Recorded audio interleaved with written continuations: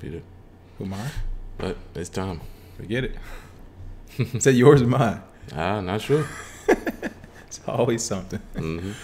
Good morning, crypto warriors, and welcome back to Gem into Crypto, episode 152. Today is Tuesday, April 24th, and I'm King. And I'm Bitcoin Zay, and we're here to bridge the gap between cryptocurrency and the community Monday through Friday at 10-ish. At 10-ish. Today's definitely a 10-ish day. Today's a 10-ish day. It still hasn't been that bad. It's like 10:02 right now, so let the stream roll in. I've been responsible for all the 10-ish days. Let the algorithm right start working. Right. Just let the algorithm start working. Oh yeah. This thing looks perfect. Shout out to everybody on Facebook joining. Marcus, what's going on, man? B. Howard, what's going on? Thank you for joining. Great Game I Peep, hello. Yeah, let a few folks roll into the YouTube chat. While we're waiting, who won the free Bitcoin from yesterday?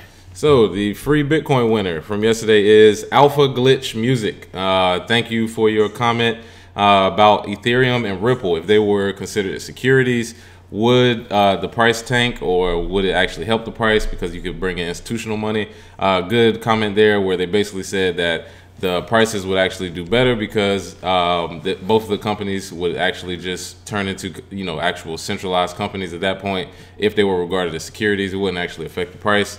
So good comment there. Also, investors wise, if investors were trying to get an Ethereum or Ripple, the technology itself may be too stringent for them, where they're like, okay, I don't know what is going on. However, if they were to call securities and they were trading in the open market, then you would have people who would trade it based on that. So good comment there. I already sent you that free Bitcoin, Alpha Glitch Music. There we go, Alpha Glitch. It was some good comments too. Sergeant Crypto, shout out to you. You had a pretty good comment as well. I saw that, so that was good. Definitely. The Game I Peep, Marcellus Love, Sergeant Crypto, B Well, John Siebert, Blockchain Shuja, Psycho Bunny Jones, GODTB. What's going on? Bitcoin Hippie. We got some names. I love them. What is going on, everybody? All right, let's hop into it. Of course, I know some people saw it, some people might experience it, but it looks like MyEtherWallet warns that a couple of its DNS servers have been hacked. Oof. The entire server. My MEW wallet. We are not even going after individual wallets. We're not going to exchanges. You know what? Let's take down the gold mine. Let's go after the servers. What is going on with MyEther? They've actually been fighting off a lot of hacks like throughout their history. As I'm sure many people are, but theirs have been some public ones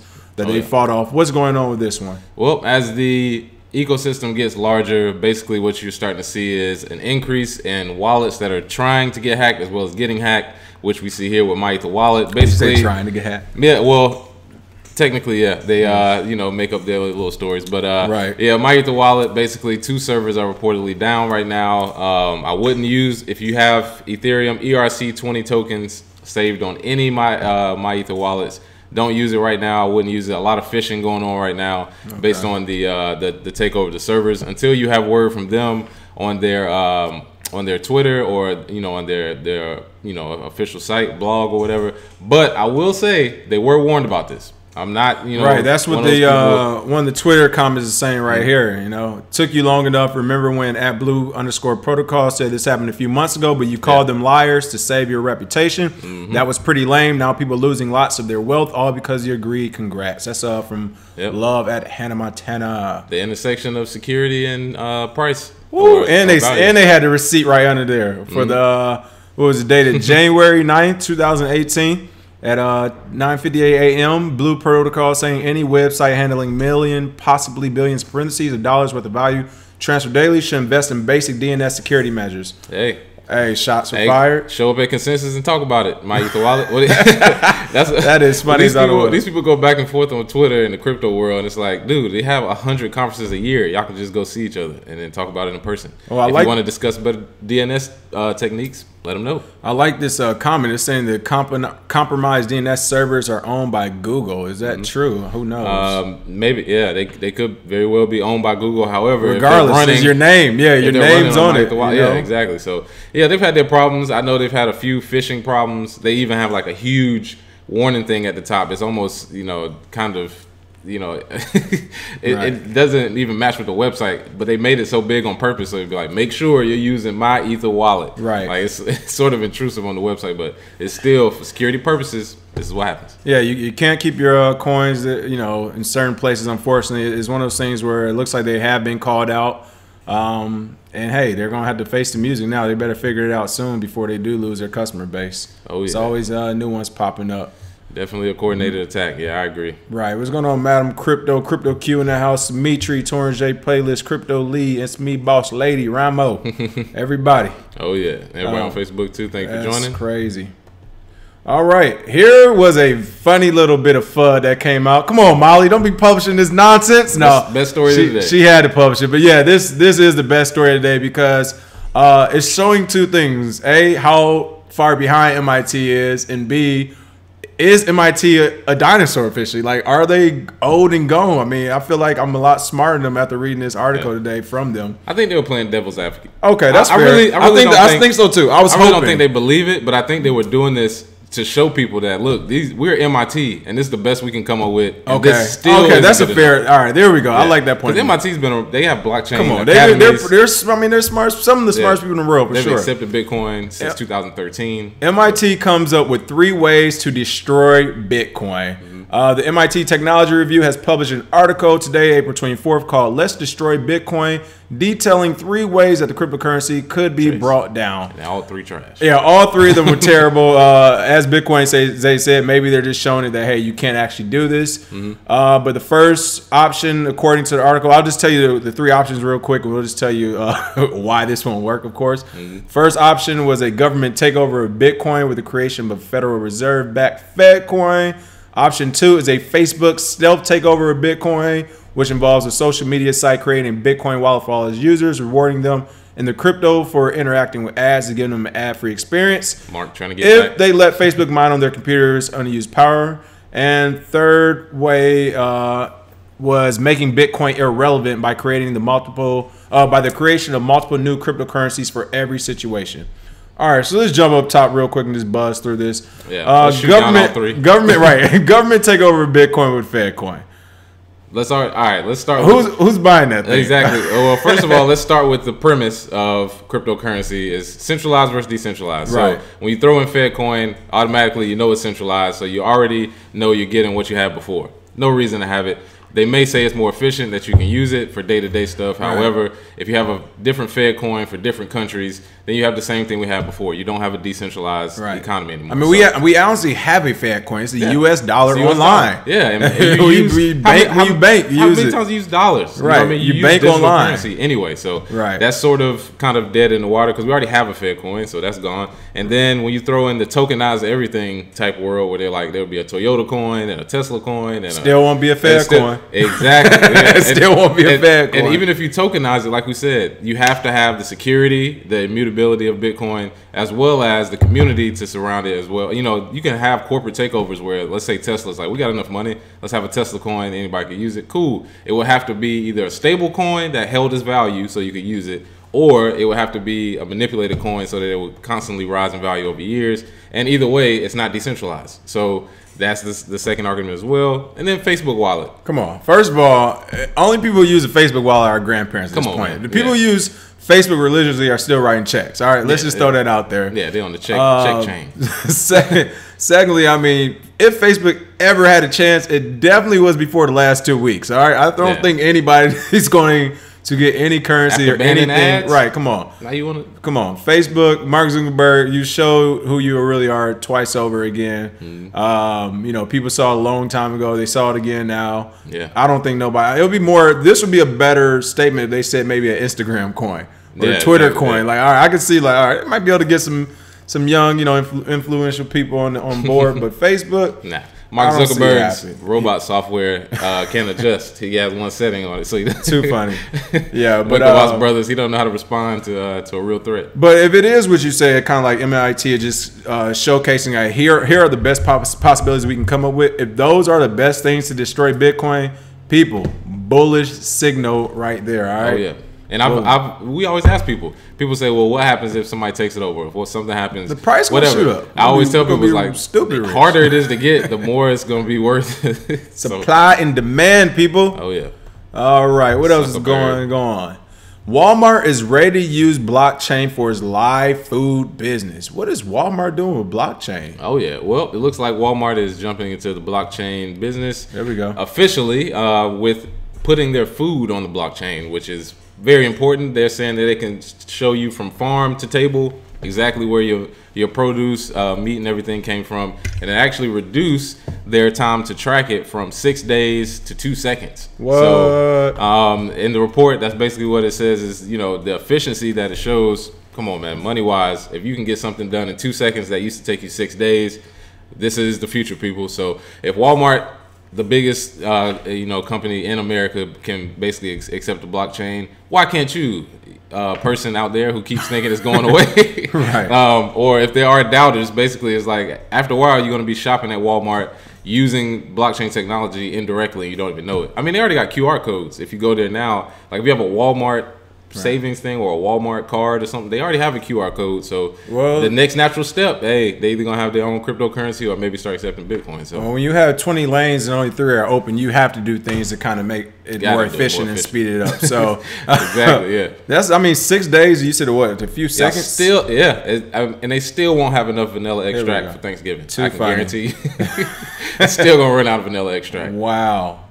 And sweet potato pies every time. I mean, again, this is huge. This is one of the things where, you know, kudos to Walmart for being one of the first to really jump on this and make it happen. As we said before in the past, a lot of businesses are fighting this, you know, blockchain tech or Bitcoin or crypto, and this is all too new. Keep fighting it. Because, if, like you said, you usually have a huge company who's already undercutting the competition when it comes to pricing because they can afford to do so. But now they're also saying that, hey, we can undercut you by being more efficient as well. Like, companies and businesses won't have a choice but to figure out a way to turn the blockchain into crypto, turn to crypto. And as we say, if it can be tokenized, it will probably be. Will. Yep. You know. Amazon, another one. Amazon Web Services launches Ethereum and Hyperledger Fabric blockchain templates. A lot of big names today. A lot of big names. What's going on with Amazon and the Hyperledger Fabric on the Ethereum template? Well, I visited the website today. I don't run Amazon Web Services myself. However, I did see the platform they use to actually let you copy the Ethereum platform. So basically what you do is they have a template built in for you for smart contracts, for different things you want to use for Ethereum's network or Hyperledger. And it's a good thing for, you know, to see, because there's been news about Amazon accepting Bitcoin, Amazon maybe doing this. However, they will. When you get down to the tech part of it, that's what's going to come first, and then you can get into that whole hype part of it. But I promise you, there is a reason they're using Ethereum. There is a reason that they're going to allow smart contracts to be used off of there, because, like we said, these big companies, they didn't get in early, you know, super early to these projects. So what do? Sell the shovels. So that's basically what they're doing, giving you the ability to use the Ethereum platform through their service, of course, and then boom, you gotta pay for it. And then we just keep this cycle going. But shout out to them for that. There we go. Dimitri said Patty LaBelle pies on the blockchain. Here we go. Yeah, let's get Madam Crypto said trying to get my Bitcoin ATM in my local Walmart. There we go. Yeah, exactly. Blockchain database. Yeah, exactly. Put it right next to McDonald's in there. All right. Oh, that's what it was. It was an ad. All right, found it. We heard noise in the background. I didn't know where it was coming from. That's from a new website, Finance Magnets. I've never been on here. Oh, man. We're getting news from everywhere. Right. Binance signs partnership with Ugandan blockchain organization. Chipeng Zhao wants to support Uganda's economic transformation and youth employment through blockchain. All right. Binance, Uganda. CEO has announced an exchange partnering with Crypto Savannah, Ugandan blockchain innovation hub, to aid in the economic development of the East African country, according to a Twitter post. I love how people are getting their first-hand news straight out the horse's mouth from Twitter. This is funny. Yeah. Who'd have thought? You got a second. Yeah. First, everybody's laughing. I mean, I know everybody laughs at President Trump for doing it, but like, at the end of the day, it's a president of a country tweeting. You got CEOs worth millions and billions of dollars tweeting. At CZ Binance, their CEO said Binance will partner. Yeah, he basically just announced it, embracing the fourth industrial revolution. We will do this by creating thousands of jobs and bringing investments to Uganda. All right. Besides the obvious, what aren't people seeing here with Asia coming to Uganda? Well, I mean, if you don't know already, it looks like the Chinese have their claws dug deep into a lot of African nations, such as Uganda, you know, South Africa, a lot of places. Infrastructure, military bases. They're already teaching Oriental, so, you know, that is the most plentiful place on earth, resources-wise. So if you haven't known, China's been there for a while, and if you move to the blockchain space, Chinese-based companies are moving there now as well, or they're doing stuff in different countries to put their presence there. So from a blockchain standpoint, we've already talked about Binance's CEO. He's, straightforward dude, wants to get his stuff done. But business-wise, this is, you have to go straight. Yeah, it's huge. You have to go straight to different countries, say we have an exchange, we can do this, and we can teach, different people blockchain technology. So they'll work for us in the future. So and that's how you do it. I mean, that's how you build a lasting business, corporation empire. So large numbers of people across many regions of Africa do not have access to banks, and more than 30 million Africans work abroad and send money home. That is 30 million people remittance payments who have probably been charged exorbitant fees and rates coming from Western Union, MoneyGram, banks, and those sorts of things. That takes days. There we go. What we got? Oh yeah. I didn't even see it. Yeah, either that or we just got this check. No. But no, I mean, it's so clearly the market's there. A ton of money to be made, and it looks like Ugandan population is 42 million, and China's making the first jump on it. Smart move. Crypto Lee said, "I don't trust Binance long term. Eventual black swan event will happen. U.S. may ban them." You know what? I don't trust any of these exchanges. I was just about to say that. We don't trust any exchange, period. We have to use them right now, so we use them. But as far as trusting them, won't go that far. Yeah. Summitri said, Africans won't know their own language in the future, but will speak Mandarin and Cantonese with ease. Yeah. That is possibly true. That is probably going to be true. Yeah. I mean, if they don't unify, shout out to Gaddafi who tried to, but if they don't unify, then yes, it is a strong chance they be lost. I keep saying the next physical world war will be fought in Africa. There's U.S. bases everywhere. A lot of Afrinese babies. Chinese bases there. You say Afrinese. Oh yeah. There's a lot of stuff going on in Africa that the news is intentionally not reporting on. Let's just say that and leave it there. Japan finally gets self-regulatory body for cryptocurrency exchanges. I like this Bitcoin cake. Oh yeah. We talked about Japan doing this before. They're about to get their first self-regulatory body for its cryptocurrency exchange industry, as reports of a formal agreement surfaced on the local news Tuesday, April 24th, today. According to Asahi Shimbun, the country's 16 licensed exchange operators have taken steps to finally launch what will become known as the Japanese Cryptocurrency Exchange Association. Again, good. Watch out for yourself. I was about to say, I think this is a really good thing, but I remember when they first started to form it, they were talking about how they're going to go hand in hand with the regulators and all that. So I'm hoping that it remains what it says it's going to be, and that's self-regulatory, kind of creating its own laws and rules for other exchanges to abide by. And again, this is even for other exchanges to informally abide by. I don't want it so it's like, well, if you're not doing this as an exchange, you can't, people can't use you and you're banned here, because then you just turn into the old, the old structure. Right. So, but I would like to see, all the exchanges in their self-regulatory capacity say, all right, the way you guys are operating over here, red flag, we're going to warn customers that, hey, their security practices, their DNS servers aren't good. Maybe that will be better than them saying, well, we're going to go run and tell the government on you and make them shut you down and send you all to prison for basically trying to be a profitable business. Or an insurance policy. I think that's the biggest thing for exchanges when they start these groups. If they say, hey, everybody put in, I don't know, $1 million a month or something, whatever, they agree upon for an insurance fund. So if one of the exchanges gets taken down, boom, they could bounce right back the next day. They could literally just, all right, whatever just happened, give your customers the funds back. It could be a week-long thing, and then boom, you get back to it. And if they do that, then the people start believing we don't need the government to do it for us, because it's like, okay, well, they're obviously assuring it, whatever, cool. And I promise you, there's going to be an event where people's faith in their governments will go away, or a series of events where they start thinking how they should have all along, that we should regulate ourselves. So once we get to that point, I think it'll be easier for these companies to be used. Let crypto hit that $1 trillion market cap, and that's when you're gonna start seeing it. I mean, it still won't be like that big of an increase from the highest point at, it was 700 and something billion, whatever, 800 billion, but because that imaginary number is a psychological number, I think once that happens, that's when governments are really gonna be like, hey, I thought you said you had this under control. Like, all right. Every man for himself. You know what I mean? You're going to have banks jumping ships. You're going to have banks jumping ships, regulators switching sides. Like, we're already kind of seeing. But, I mean, they're going to start really drawing line. Like, all right, this is a real industry now. Like, this isn't $1 billion. We just hit that T. Yeah. Especially when you, as we always say, you're going to have people like the Winklevoss twins, Draper, some of these other people who already are worth billions of dollars in crypto, they're going to really they're not start listening to y'all no more. Trust me. When their net worth, like the top 5 people in crypto net worth hit like half of, or 3/4 of $1 trillion, or possibly even, looking long term that point, then the game's going to change. Yeah, I mean, even as a microcosm, think about a lot of the 20 and 30-year-olds who are putting in hours and hours, and then boom, they become millionaires over the next couple of years. What you going to tell a few 20 and 30-year-olds, a few hundred of them are millionaires out of the blue, and then they can basically support their own community around them? Exactly. You can't say anything. So. Shout out to our Twitch following on Crate. What's going on? Yeah, we in here. We are in here. Pardon us, we weren't looking at the Twitch side of the chat.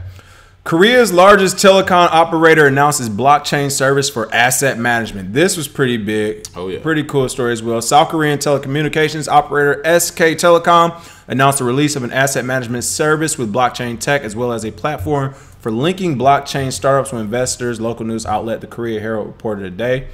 According to their executive vice president of the telecom operator's blockchain division, he quoted as saying the service will allow users to manage all bank accounts, credit cards, mileage points, and other non-financial assets, including cryptocurrencies, in one basket, and enable transactions of the assets based on trust. Yeah, I'm sure. Right, exactly. I was going to get into that, but what I will say, all right, just to kind of start off, this is a pretty cool thing. With the exception of crypto, I wouldn't mind seeing a service where I could see my air miles, my credit cards, my bank accounts, like all in one platform that is secure, immutable, and not hackable. For those who don't know what that means, but the crypto part of it, I don't want that my crypto to be next to the rest of this, and I don't want, this is if I own some, and I definitely wouldn't want the service to be able to withdraw crypto from it, because I mean that is literally, come on, we know that this is handing it over. This is a security hazard to the full. They set limits, and then security hazard. Not even external hackers. I mean internally, right? I don't trust y'all. I don't know you. I don't know you. No, you can trust it with me. Come on, No, you're right. Nah, I don't want you watching my crypto, bro. Yeah, but the rest, I mean, in general, we do know this is a service that definitely people like. Because right now there are so many apps, so many different wallets, so many different bank accounts, so many different mileage points, so many different, I don't know, what else people use? What's the thing called when you go to the restaurant? You got a coupon, basically. Coupons or whatever. Yeah, so many different things. You want to keep track of all those numbers. You don't want to keep a track on different things. So to build one thing where I'm assuming they'll probably link an API and have it all on one, different APIs and put them all on one platform. Would probably work best, but in general, it'll be interesting to see. Oh yeah, definitely. Mo for you to love. What is going on? This is our Twitch people coming in. Twitch is rolling. There we go. Too, what are your thoughts, though? I mean, in my opinion, this is one of the innovations we've seen from a lot of different companies, a lot of different countries, which we've always seen through it, because they always want to be able to see what you're doing. People in control want to stay in control. Why do you want to know about my money? Yeah. But like we've always said, this is always good because it's free promotion, for one. For two, it's building infrastructure for a service that will bring in people who are scared. Right. And then for three, the banks are going. We already know the banks are going to eat themselves, because they keep coming up with solutions to problems after the problem is already grown, after the technology has already grown some more. Then they're like, oh yeah, now let's do like Dubai. Let's throw some QR codes on the back of checks. Right. Yeah, they're going backwards. So we're good on that end. But shout out to SK Telecom. Again, if it was something that actually worked, I wouldn't mind keeping like spending change in it. Yeah. You keep some spending change, keep some dust in there. Yeah. But even as far as the rest of the accounts, I mean, that's a lot of accounts to be linked to one platform. And honestly, I don't think other institutions will allow it. Again, it would have to be some type of API, because your banks might be like, no, because if you get hacked, they're going to look bad on us. So they might even say no to it. So we'll see. Not only that, it pushes them in for competition, because if you do allow them all to have it on that platform, what's going to come next? The business is going to say, well, we could just actually provide these services. You never need to leave us. Yeah. Again. Can't be worse than Zelle. Right. Too funny. Big story, or semi-big story on Quartz, it looks like, QZ.com. 1 in 5 big financial institutions are getting ready to trade crypto. You don't say. We could have told you that 2-3 years ago, right? The 4 must be asleep. They about to go down. Yeah. The burgeoning world of crypto trading mainly exists. All right, this is clearly me reading from the article, but basically what's going right. That's the burgeoning world of crypto trading. Hey, come on, all right. Do you not know your audience? Around 1 in 5 institutional financial firms have planned to start buying and selling digital tokens within the next 12 months, according to a survey by Thomson Reuters. One of the things, of course, this is a bullish signal for us, but we also saw that last year. Last year in 2017, we saw the most hedge funds get registered to start trading crypto. I think it was about 172 by the end of it, 175 hedge funds in 1 year either switched over or were created to just trade crypto. So we saw that in 2017. 2018 now, by the end of the year, they're saying at least 20% of the big financial institutions are going to be trading it. Again, people, fun stuff. Stop listening to the FUD. Start looking at the facts. That right there puts what? 175 plus 20% of big finance. I mean, that's a lot of money flooding in. Oh yeah. Let's just say if each one of these people can bring $10 million, which I'm sure they can, that's a lot of money flooding in. It's a lot of money. And a lot of the ones from last year, I mean, granted, those 175 definitely aren't around. Some people got rich, retired. Some people went under. Whatever. But someone listed. Yeah, right. But as this stuff matures and progresses, I mean, you'll just see people learning how to trade better, how to get into the market better, and how to adopt more people. Everybody's gonna get more customers and clients. Legitimize it. Yeah. Right. Absolutely. That's right. That's when that tipping point arrives, Jamal J. All right. U.S. court rules money laundering related case against Coinbase must have a public trial. Nice. Now, of course, we don't care. Throw it on Netflix. About Coinbase too much. But this was an interesting story. Well, I'll kind of tell you the story first. The U.S. federal court has ruled that law firm Silver Miller's money laundering related class action lawsuit against crypto exchange and wallet Coinbase must be held in open court as opposed to private arbitration boardroom. Now, forget why they're suing. Basically, it looks like Coinbase may have assisted in laundering around $8.2 million of stolen Bitcoin, valued at over $100 million today, from the now bankrupt crypto exchange Cryptsy, because that CEO Paul Vernon had been found guilty of stealing his users' cryptocurrency. He was ordered to pay the money in damages, but it looks like between 2014 to 2016, he allegedly started turning that money into fiat using Coinbase. All right, whatever. The important part of this story is literally in the first paragraph, which a lot of people are missing, who've talked about the story. And that's the open court as opposed to a private arbitration boardroom.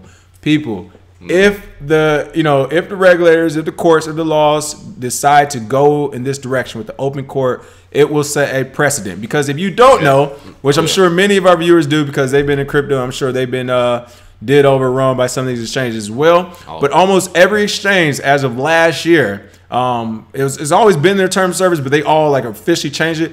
They changed their terms of service. We're talking to you, Bittrex, specifically. We know you. Coinbase, we are talking to you specifically. These are things we know for facts.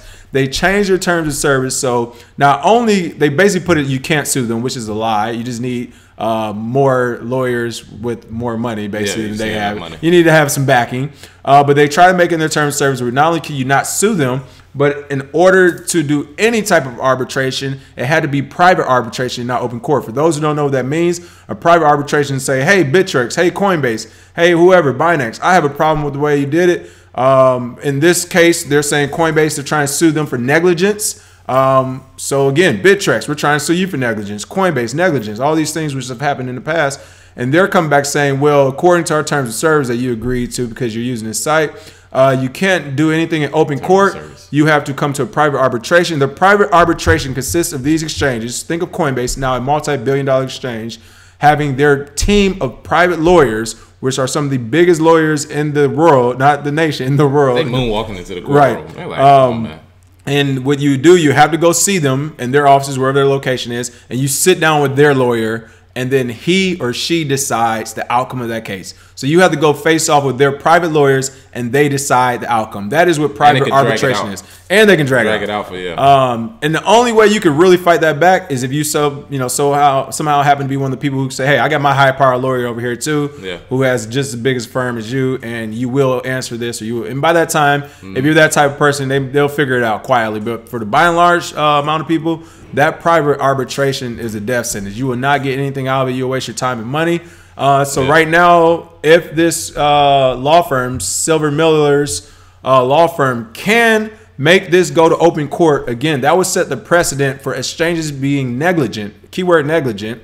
You're hacked. or you think you hacked, you email the exchange, they don't get back to you in 3 weeks, that's negligence on their part. Instead of going to private arbitration, they will make them go to open court if this holds up. So huge story. Yeah, we might as well become crypto lawyers at this point. You know, let's go ahead and do if you have a law practice or know somebody in law practice, tell them to get into crypto because they literally have an open, it's just an open field right now because you got exchanges doing stuff, you got ICO rules, you got regular retail investors, institutional law. I mean, you can basically write the book. I mean, well, you actually, I mean, that's the beautiful thing right now too. You're right. If you're a lawyer or whatever in this in the legal field, switch for crypto, you can literally write the future of cryptocurrency if you want it. There's your so law many people I talk to though, and they just like, what? No, your law practice. Yeah, all your website got to say is we wrote it. Right.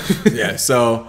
Yeah, you know, not enough people have caught the bug yet though. They will catch it when it's like 30K and the rules are already made, and then they're gonna be like, well, I didn't, you know.